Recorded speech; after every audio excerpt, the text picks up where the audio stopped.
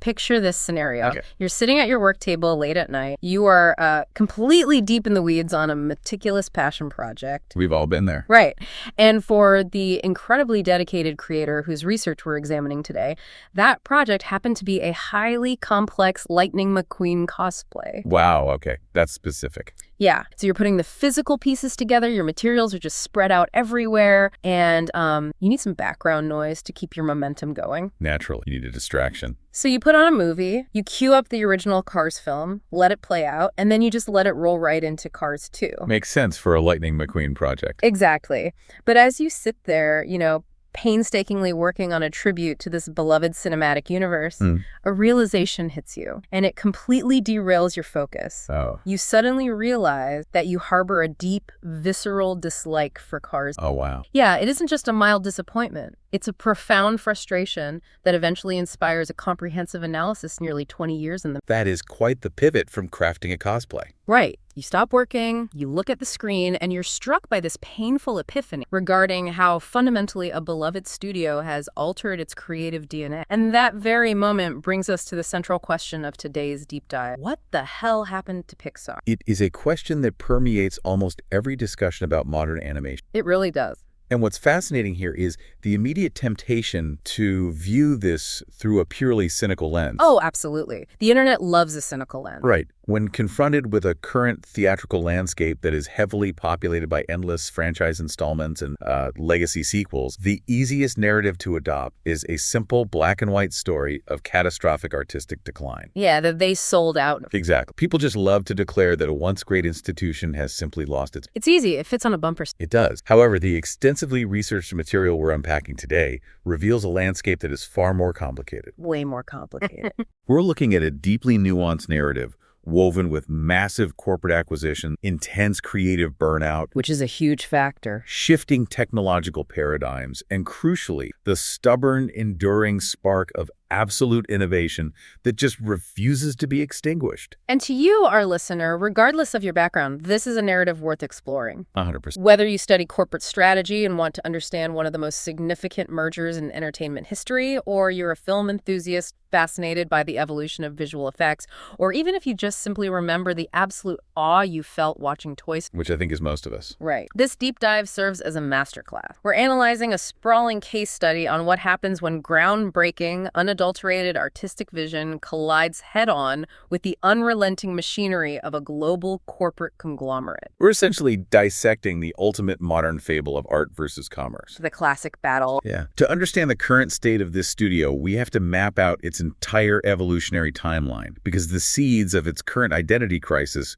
were planted decades ago. Okay, let's unpack this from the very beginning. We're going to start by looking at a group of self-proclaimed computer nerds tucked away in a division of Not exactly the glamorous Hollywood origin story people expect. Not at all. And from there, we'll dissect the golden handshake with me that permanently altered cinema. We have to examine the incredibly tense, hostile standoff between billionaires over sequel rights that nearly dismantled the company. That part is why. It's like a corporate thriller. And finally, we'll evaluate the current reality. Is Pixar actually a dead studio, as internet commentators frequently claim? Or is it a profoundly creative entity trapped within the confines of its own brand idea? That is the million-dollar question, or I guess the multi-billion-dollar question. Exactly. So the origin story is delightfully counterintuitive. It begins in 1970. Way back. Yeah. George Lucas recruits a man named Ed Catmull from the New York Institute of Technology to head up Lucasfilm's brand new computer division. That detail often catches people off guard. Why is that? Well, when you look at the genesis of Pixar, you have to separate it entirely from the concept of feature-length animated storytelling. Oh, because they weren't making movies. Exactly. In 1979, the mandate of this Lucasfilm computer division was strictly technical. They were not hired to write scripts. They weren't designing lovable characters. They're just nerds in a lab. Basically, yeah. They were tasked with building the digital infrastructure that would allow live-action filmmakers to push the boundaries of visual effects. Yeah. They were creating software, rendering tools, and hardware. I find that foundational purpose so interesting. They were essentially the digital blacksmiths of the film industry. That's a great way to put it. They were forging the tools, not painting the canvas. Exactly. And to illustrate how technical their focus was, look at their first major public breakthrough. It wasn't an animated short about a cute animal. No, Not even close. It was a sequence known as the Genesis effect in the 1982 film Star Trek II, The Wrath of Khan. Which was mind-blowing at the time. Right. And for those who might not be deep into visual effects history, the Genesis effect was this brief sequence demonstrating a dead, barren planet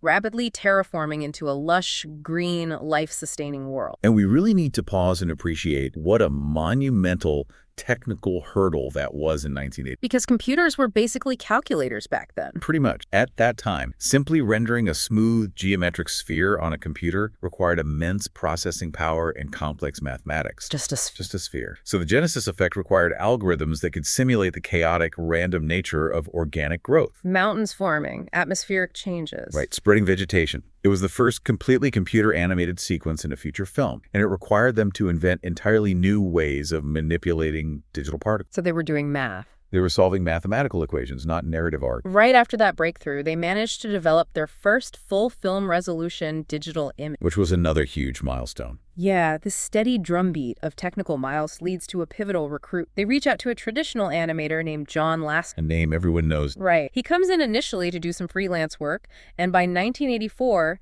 they bring him on board full-time. But here's the detail that perfectly encapsulates the culture of the division at the time. His job title. Yes. Lasseter, the man who would eventually be recognized as the creative visionary behind Pixar's greatest hits, was not given the title of director. Or head of animation. Nope. His official job title was interface. Interface does love that. It speaks volumes about the hierarchy of the division. Because the engineers were the rock stars. Exactly. The engineers and computer scientists were the core of the operation. The animator was just brought in to figure out how a user might interact with the incredibly complex software they were built. Lasseter was basically there to make the tools accessible. Yeah, but the landscape shifts dramatically in 1980s. Right, because George Lucas is dealing with his own financial restructuring. Following a very expensive divorce, actually. Right. And he decides to spin off this computer division. Steve Jobs purchases it, establishes it as an independent corporation, and officially names it... Which changes everything. It does. At this stage, it's a remarkably small operation, roughly 40 employees. They're a mix of cutting-edge tech developers and animation. Primary objective is still rendering realist digital. And under Steve Jobs, Pixar was initially struggling to find its footing as a hardware company. Wait, hardware? Yeah, they were trying to sell specialized computers, specifically to government agencies and medical professionals. Not exactly the target demographic for Toy Story. No, but to demonstrate the power of their technology, specifically their rendering software, they started producing short animated films. As tech demos. Exactly. This late 80s era gives us Luxo Jr., which is a massive cultural touch. It introduces the little bouncing desk lamp. Right, the one that still flattens the letter I at the start of every single Pixar movie. I love that guy. Me too. It also served as John Lasseter's directorial debut, and they follow it up with other technical showcases like Tin Toy and Knick Knack. But I want to look closely at what their research identifies as the true crucible for their future success. Because it wasn't the artistic shorts? No, it wasn't. It was their venture into television commercials. That is a critical pivot. Yeah. In 1989, Pixar is contracted to produce a television commercial for Tropicana orange juice. On the surface, a boutique technology firm pivoting to make a juice commercial might seem like a desperate bid for cash flow. Which, to be fair, it partly was. They needed. It absolutely was. But the practical education they extracted from that commercial work is what transformed them from a software developer into a storytelling powerhouse. Let's test that theory, because it's so easy to dismiss commercial work as just paying the bills. Right.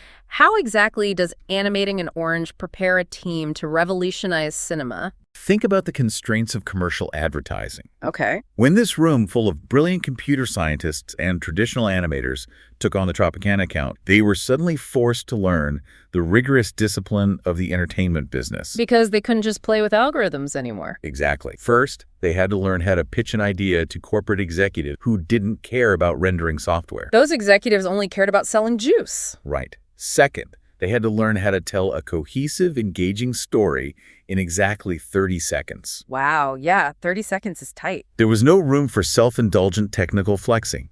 Every frame had to serve the core message. No wasted movement. And finally, and perhaps most importantly, it forced them to navigate client feedback. Oh, dealing with notes from the suits. Yes. They had to learn how to compromise, how to defend their creative choices, and how to operate within rigid external parameters. Making a digital orange look photorealistic is a technical challenge, but making an audience crave that orange requires an emotional connect. The commercial work was the bridge between those two disciplines. That completely reframes the entire early history of the company for me. It's eye-opening. It really is. And it's a profound reminder for anyone listening, regardless of your profession. Think about the side projects or the seemingly tedious tasks you've had to take on in your career. The grunt work. Yeah. How often do those unglamorous, restrictive projects, like a tech startup making a beverage commercial, serve as the exact training ground necessary for your greatest achievement? All the time. They were building a unique muscle memory. They were learning how to subjugate their groundbreaking technology to the absolute demands of narrative and audience. And they were going to need every bit of that discipline for the decade that followed. Because that perfectly honed blend of cutting-edge digital rendering and tight, disciplined storytelling is precisely what caught the attention of Walt Disney. The big mouse.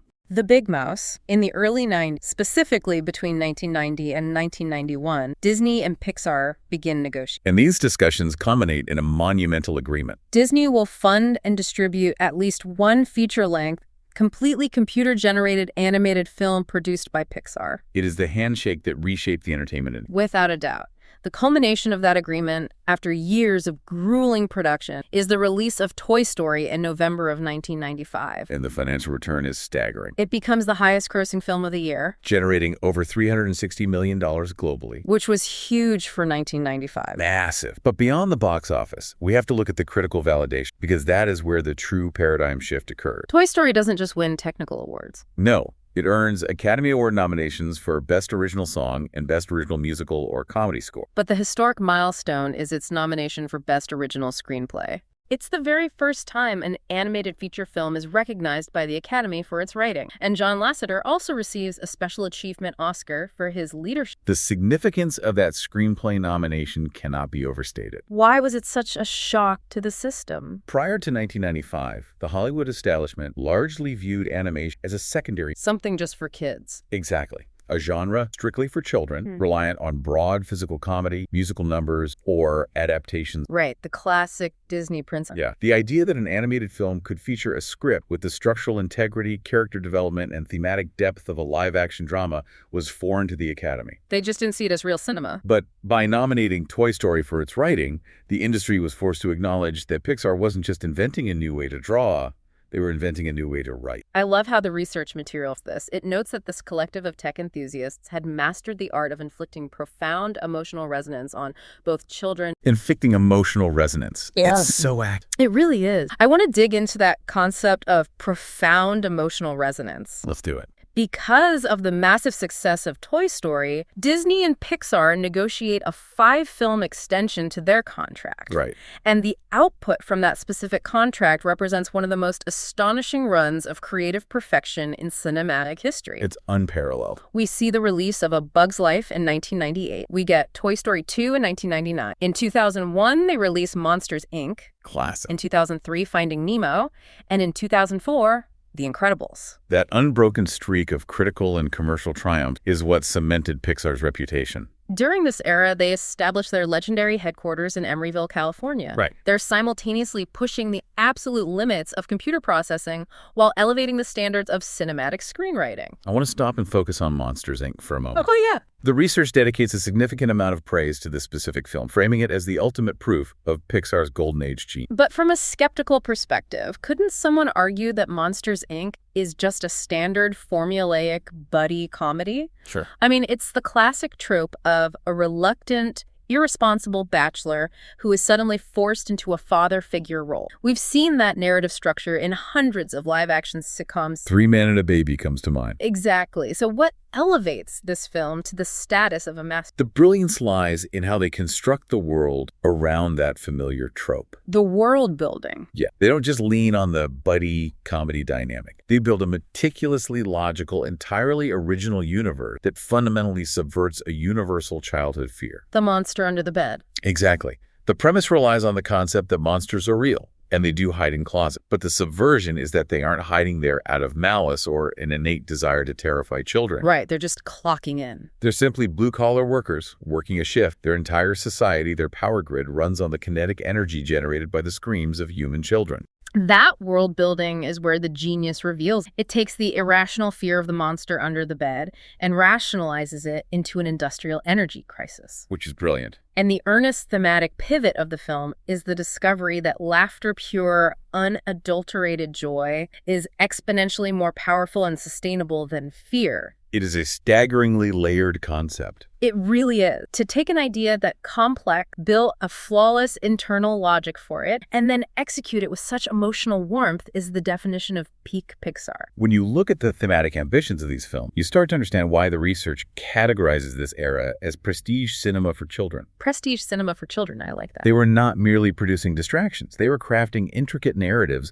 about the complexities of parenting, the necessity of patience, the value of determination, and the architecture of kindness. Consider The Incredibles. Yes, perfect example. On the surface, it's a visually spectacular superhero film, but at its core, it's a nuanced exploration of a midlife crisis. Bob Parr is deeply depressed. Right. It's about the suppression of individual talent to fit societal norms and the strains of maintaining a marriage under immense pressure. These films resonated because they respected the intelligence of their audience, regardless of it. And I'd argue that the technological constraints of the early 2000s actively contributed to that narrative.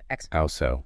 Well, early CGI was punishingly difficult and astronomically expensive. Rendering a single frame of Sully in Monsters, Inc., calculating the physics and lighting of millions of individual hairs, took hours upon hours computing time. Right. Their server farms were running constantly. And rendering the complex underwater algorithms for light scattering and employ, Finding Nemo pushed those servers to the absolute breaking. Because water is notoriously hard to animate. Exactly. Because they couldn't simply churn out massive, chaotic spectacle without immense financial and technical cost, they had to ensure the underlying story was flawless before they ever hit the render button. The blueprint had to be perfect. The script and the storyboards had to be bold. That is a crucial insight. The limitations of the medium forced an obsessive focus on story structure. They developed a culture of ruthless internal critique, often referred to as the brain trust. Right, where they would just tear scripts apart. Yes, where directors would tear down and rebuild scripts over and over until the emotional core was undeniable. However, as we move through the timeline, the narrative shifts from creative triumphs to high-stakes corporate warfare. Yeah, things get messy. We reach the year 2000. Pixar releases Cars, a film that held deep personal significance for John Lasseter. But more importantly,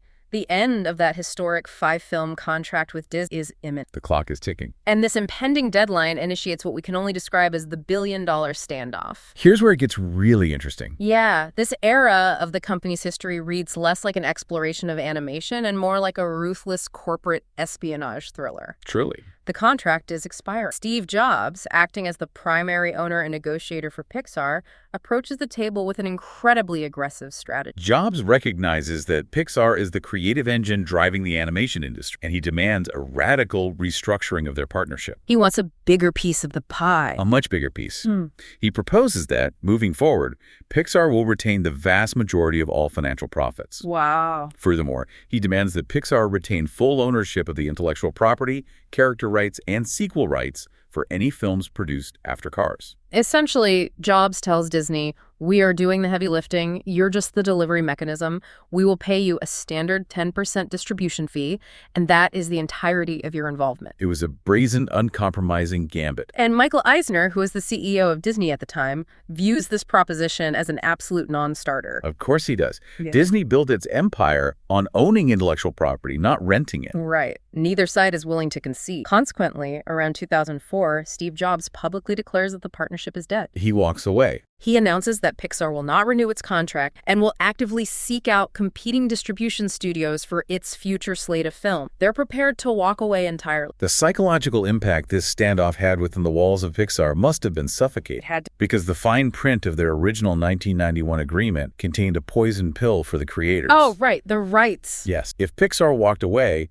they would not take their creations with them. Disney held the legal rights to every single character and world generated before 2000. Woody, Buzz Lightyear, Sully, Mike Wazowski, Nemo, Mr. Incredible. Disney would own them in perpetuity. The artists who spent years painstakingly breathing life into these characters would have zero control over how they were used. The emotional devastation this caused among the animation staff is heavily documented research. It highlights a specific, widely corroborated account involving John Lasseter on the day the breakdown in negotiations was announced to the company. This part is intense. It is. Lasseter, the man who had directed and shaped the foundational pillars of the studio, was reportedly so deeply distressed that he addressed hundreds of employees in tears. He was crying in front of the whole company. He was. And he articulated the trauma of the situation by comparing the reality of surrendering their characters to Disney executives to the horrifying prospect of giving up one's own children to be adopted by convicted child molesters. Let's just sit with the sheer intensity of that statement for a moment. It's a shocking comparison. Regardless of how extreme or provocative that language is, it provides a vivid window into the absolute despair these artists experience. They did not view these films as mere products. Or corporate assets. They viewed these characters as extensions of themselves. The thought of a massive corporate conglomerate taking ownership of their creations and exploiting them for profit without the original creator's input was viewed as an artistic violation. And Michael Eisner's Disney was fully prepared to demonstrate that they could and would exploit that intellectual property. They weren't bluffing. No. To assert their dominance and prove they were not dependent on Pixar's creative talent, Disney established a new division within Walt Disney Studios Animation. Ah, yes. It was officially named Circle 7 Animation. The sole mandate of this division was to master computer-generated animation and aggressively churn out sequels to the Pixar properties that Disney legally owned. Circle 7 Animation is one of the most fascinating footnotes in this saga. It really is. The animators over at Pixar despised the concept so much they openly mocked it, derisively referring to it as Pixar with a P-I-X-A-R. Like a cheap knock. Exact. And Circle 7 wasn't just an empty threat. They actually staffed up and completed full scripts for Toy Story. They were ready to go. They were actively in pre-production, moving forward with a sequel that entirely excluded the original. It's the literal manifestation of an artist. You spend a decade building a beautiful, intricate universe, and a corporation constructs a factory across the street designed to strip mine your universe for parts. But the narrative drastically changes course due to a massive shift in corporate leadership. Right, because in 2005, Michael Eisner steps down, and Bob Iger succeeds him as the CEO of the Walt Disney Company. And Iger steps into the role and immediately experiences what the research identifies as a critical parade. This might be the most instructive moment of corporate observation in modern business history. If we connect this to the bigger picture, yes, Bob Iger is attending a parade at Disneyland. He isn't looking at financial projections or quarterly earnings reports. He's actually observing the crowd. He's watching the consumers. Right. He watches the children interacting with the parade floats, and he notices a glaring, undeniable pattern. The classic characters aren't hitting the same. Exactly. The characters that are generating the most visceral excitement, the characters the kids are pointing at and screaming for, are not the classic Disney animation characters from the recent decade. They are the Pixar characters. The crowd is going wild for the toys, the bugs, and the fish. That moment is a masterclass in separating corporate ego from market reality. Iger didn't try to force the Circle 7 initiative to work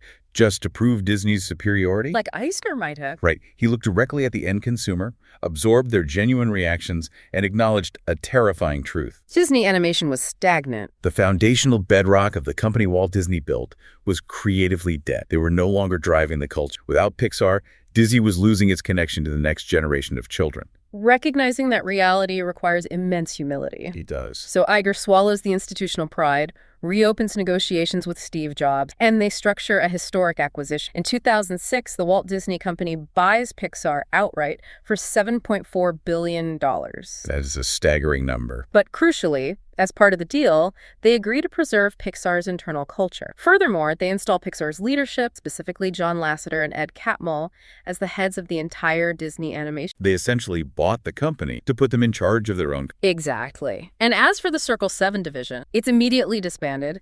The employees are absorbed into other departments, and those unauthorized sequel scripts are permanently shelved. On paper, it looks like the ultimate victory for the artists. They won. They protected their creations, secured massive financial resources, and effectively took control of the parent company's animation division. But this raises a fundamental question, and it serves as the pivot point for our entire analysis. Does a $7.4 billion corporate buyout signal the triumphant happy ending, or does it initiate a slow, insidious shift in the studio's creative priority? It is incredibly tempting to point to the acquisition and say, that's the moment the art died and the commerce. Right, the easy, cynical narrative. But the research pushes back against that simplicity, because in the immediate aftermath of the buyout, Pixar doesn't miss. They continue to produce staggering, highly original works of art. Like Ratatouille in 2007. Yes. Let's actually think about the pitch for Ratatouille. You are standing in front of corporate executives, trying to secure hundreds of millions of dollars for a film about a rat. A creature universally associated with plague, filth, and urban decay. And you want to set this rat inside a pristine, high-end Parisian kitchen. From a merchandising and marketing standpoint, that is a terrifying proposition. Totally. It requires absolute perfection in lighting, texture and character design to make the food look appetizing and the rat look empathetic. And yet they pull it off flawlessly, turning a bizarre premise into a profound meditation on the idea that great art can come from anywhere. They followed that up in 2008 with Wall-E, a film that opens with an incredibly bold, nearly dialogue-free first act, presenting a bleak, environmentally devastated future for humanity. Yet anchoring it with a deeply touching romance between two robots. Then, in 2009, they release Up, a film that has become legendary for exploring the devastating depths of grief, infertility, and lost dreams within its opening 10 minutes. Which is still hard to watch. And in 2010, they released their own entirely original version of Toy Story 3, completely ignoring the abandoned Circle 7 drafts. It becomes a massive, critical, and financial juggernaut, seemingly closing the book on their flagship franchise with perfect emotional resonance. However, the research identifies this specific post-2010 window as the moment the structural integrity begins to fracture. This is when the subtle, overarching influence of Disney ownership begins to alter the studio's trajectory. The analysis utilizes a very perceptive analogy here, the cool indie band effect. I love this analogy. When Disney acquired Pixar, they viewed them as an incredibly innovative, cool indie band that consistently produced brilliant, unpredictable albums. But Disney is fundamentally a massive commercial record label. Right. The label looks at the band producing these weird, beautiful, critically acclaimed films and says, "We love your original ideas. We really do. But wouldn't it be incredibly lucrative and significantly less risky if you just played your greatest hits forever?" What if you just made Toy Story movies for the rest of you? The pressure for a guaranteed return on investment is a powerful, and suddenly the fundamental ratio of the studio's output begins. Prior to this era, Pixar was an engine of original intellectual property, with sequels being the rare exception. But as we cross 2010, we enter what definitively the era defined by the franchise industrial. This period marks a noticeable shift in critical reception. We see a rapid succession of legacy. Starting in 2011. Yes, conveniently timed for the studio's 25th anniversary, they released Cars 2. In 2013, we get the prequel Monsters University. This is followed by Finding Dory in 2016, Incredibles 2 in 2018, and the arguably unnecessary Toy Story 4 in 2019. Let's talk about the reception of these films because the research is highly critical, particularly regarding Cars 2. Oh yeah, Cars 2 takes a lot of heat. While some of these sequels performed well at the box office and even secured awards, Cars 2 is frequently cited in animation outright disaster. The research goes so far as to describe it playfully but pointedly as a war crime against the studio's legacy. A war crime. It abandoned the earnest, grounded Americana of the first film in favor of a frenetic spy thriller plot centered entirely around the comic relief character, Mater. It felt fundamentally disconnected from the heart of the original. The critique suggests that the studio is taking characters defined by very specific emotional arcs and retrofitting them into modern, quirky, high-concept plot that simply doesn't serve the characters. It felt less like organic storytelling and more like a... Exactly. The narrative of Lightning McQueen, an aging veteran of the sport who suffers a massive crash, feels increasingly irrelevant and is struggling to compete with a newer, faster, highly optimized generation of racers. Mirrors Lasseter's reported feelings of obsolescence within the rapidly evolving culture of the studio he helped build. That behind-the-scenes tension reaches a breaking point in 2018. Lasseter, the original interface designer who ascended to become the defining creative force of modern animation, takes a leave of absence and ultimately resigns from the company. His departure is precipitated by allegations of workplace misconduct. Right, with reports detailing a domineering corporate culture and instances of unwanted physical contact. It represents a seismic foundational shift in both the leadership and the internal culture of Pixar. With Lasseter's exit and the machinery of the sequel era running at maximum capacity, the methodology behind greenlighting projects appears to fundamentally... The original brilliance of Pixar stemmed from a process of asking deceptively simple, imaginative questions. Like, what if your childhood toys were alive when you left the room? Or what if the monsters in your closet were just doing a job? But as the corporate influence solidifies, the driving question seems to shift from narrative exploration to a financial model. The guiding principle becomes, how do we generate $900 million at the global box office? Which leads us directly into what the research terms the asset problem. When a studio transitions from being viewed as an artistic collective to being managed primarily as a corporate asset on a balance sheet, creative decisions become The most glaring, undeniable example of this algorithmic approach is the 2022 release of Lightyear. The analysis of Lightyear is particularly sharp because the film represents a fundamental misunderstanding of the studio's own intellectual property. It completely missed the mark. The premise of the film was marketed as the real sci-fi movie that the Buzz Lightyear toy from the Toy Story universe was based, but it completely missed the psychological core of why audiences connected with the character in the first place. Exactly. When you analyze the original Toy Story, the comedic and emotional brilliance of Buzz Lightyear stems entirely from his... Right. He's a piece of molded plastic who genuinely believes he is a galactic space ranger. The humor comes from the friction between his self-serious space dialogue and the mundane reality of a child's bed. Nobody in the audience watched Toy Story and thought, you know what I really need? I need to strip away all the comedy and explore the gritty, stoic, realistic lore of this character dealing with the trauma of time dilation. It was a film that felt reverse-engineered by an algorithm designed to extend the lifespan of an IP, rather than a story born from a genuine spark. It lacked the essential human warmth that defined the studio. And Lightyear was not an isolated incident during this period. The research points to several recent projects that exhibit similar symptoms of corporate fatigue. Like Elemental. Yes, a film that boasted breathtaking advancements in the simulation of fire and water, yet anchored that technology to a highly predictable, cliché Romeo and Juliet narrative that audiences have seen countless times. There was Inside Out 2, which performed exceptionally well financially, but was critiqued for feeling like a safe, sanitized echo of the deeply profound original. And then the research brings up Elio, referring to its visual style derisively as a bean-mouthed disaster. I want to clarify that term for anyone who might not spend their free time reading animation forums. Yeah, what is bean-mouth? When the research refers to bean mouth, it's critiquing a specific, highly prevalent trend in modern character design, often associated with Hallert's style. Okay. It refers to a method of drawing faces where the underlying anatomical structure is ignored, and the character's mouth is drawn as a simple, soft, jelly bean shape slapped onto the lower half of the face. Oh, I know exactly what you're talking about. It's often viewed by critics as a stylistic shortcut that prioritizes rapid production over the highly expressive, angular, and unique character designs that Pixar was renowned. It's a visual symptom of a studio optimizing for efficiency rather than art. To summarize this entire era of corporate optimization, the research utilizes a brilliant, highly relatable analogy. The college friend. Yes, they compare the current iteration of Pixar to a friend you knew in college. Back then, this friend was wild, endlessly creative, unpredictable, and a life of every party. We all had that friend.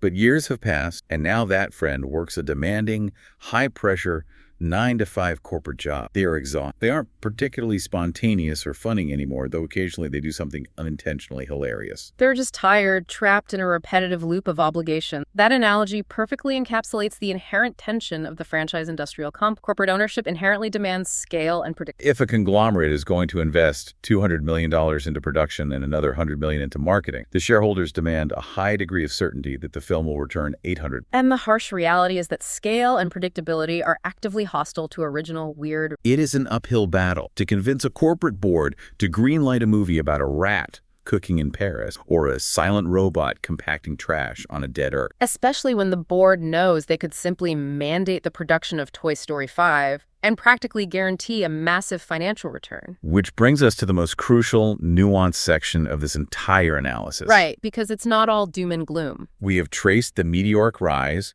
we have explored the flawless execution of the Golden Age, and we have rigorously critiqued the algorithmic stagnation of the sequel era. Given everything we have discussed, it would be incredibly easy to conclude this deep dive by hitting the panic button and declaring that Pixar is fundamentally broken and creative. But the research emphatically rejects that binary conclusion. It does, and that is why engaging with this material requires critical thinking rather than just reacting to internet hyperbole. Because even from deep within the belly of this massive corporate machine, stunning, completely original works of art are still managing to break through the cracks in the audience. Let's examine the evidence of that enduring spark. Okay.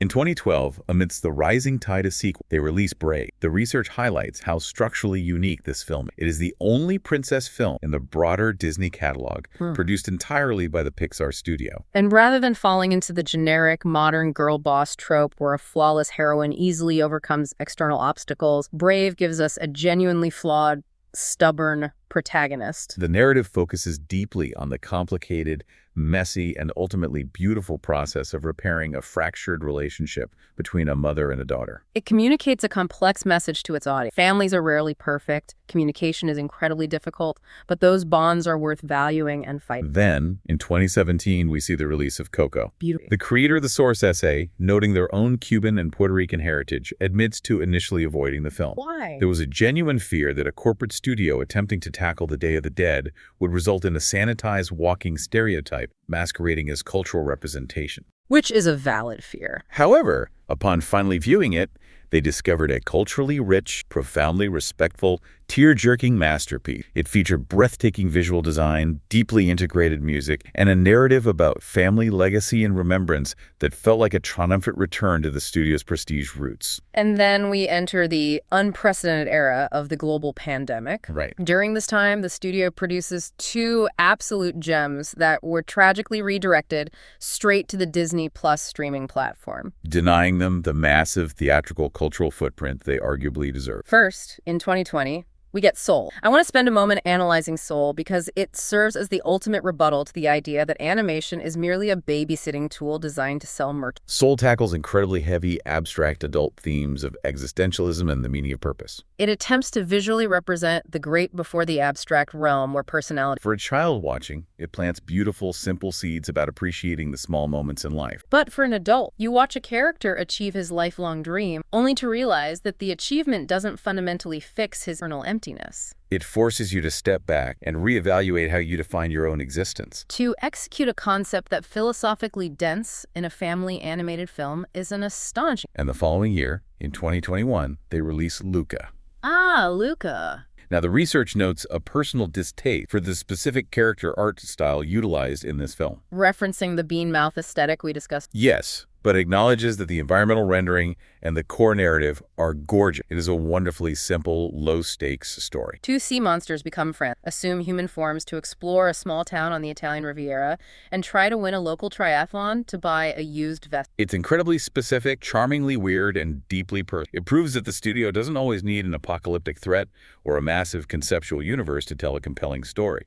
Those films are the undeniable proof that the magic has. The people who possess that original boundary-pushing spark are still working inside. The central conflict we are witnessing is the ongoing battle between Pixar the studio, a collective of brilliant, collaborative artists desperately trying to create beautiful, resonant art. And Pixar the brand. Exactly. A highly lucrative intellectual property engine sitting on the Walt Disney Company's balance. The art is trapped inside the architecture of the brand. It's fighting to survive, constantly navigating the labyrinth of the franchise industrial complex to see the light of day. This dynamic raises an essential question for anyone listening to you right now, regardless of your specific industry or field of study. How do you protect your own creative integrity, your professional spark, when you are required to operate within a rigid, metric-driven corporate? How do you ensure that your work doesn't become the professional equivalent of Lightyear, a technically proficient but spiritually hollow exercise in checking boxes? It requires immense resilience and courage to continue pitching the weird, beautiful, unconventional ideas when the overarching system is constantly begging you to produce a safe, predictable sequel to your past success. That is a phenomenal question to carry, and it brings our analysis full circle. So what does this all mean? We have traced an unbelievable evolutionary journey. We started with a small group of computer scientists at Lucasfilm trying to solve the mathematical equation required to render a... We watched them learn the rigorous discipline of narrative structure by animating orange juice commercials. We saw them build an unprecedented storytelling powerhouse that taught an entire generation that toys, bugs, monsters, and cars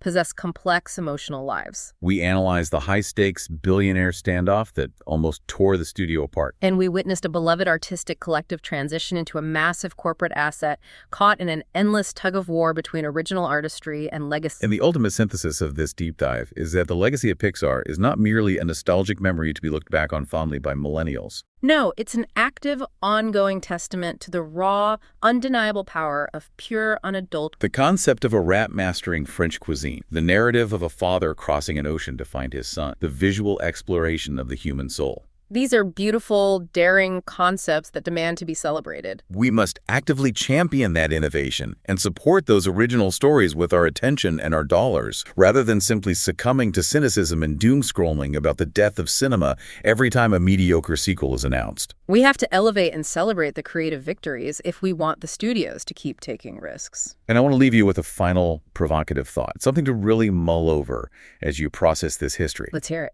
Consider this demographic reality. The generations of children who are emotionally shaped by the absolute creative freedom of Pixar's golden age. The kids whose moral compasses, emotional intelligence, and narrative expectations were formed by Woody, Sully, Nemo, and Wall-E. Those children are now adults. They're entering the workforce. They are actively entering the workforce. As they ascend to become the next wave of animators, directors, writers, and eventually, the Disney executives making the dreamlike decision, what path will they choose? That's fascinating. Will they perpetuate the safe, predictable, franchise industrial complex that they grew up consuming during the sequel era? Or will the foundational lessons of those early masterpieces inspire them to finally dismantle that machinery from the inside out, sparking a second renaissance of original anime? That is an incredibly powerful thought to end on. The future of the medium is literally in the hands of the generation it rates. To you, our listener, thank you so much for investing your time in this deep dive. Keep asking the hard questions, continue to seek out and champion original ideas, and as always, keep questioning the complex machinery and the stories behind your favorite. Catch you on the next one.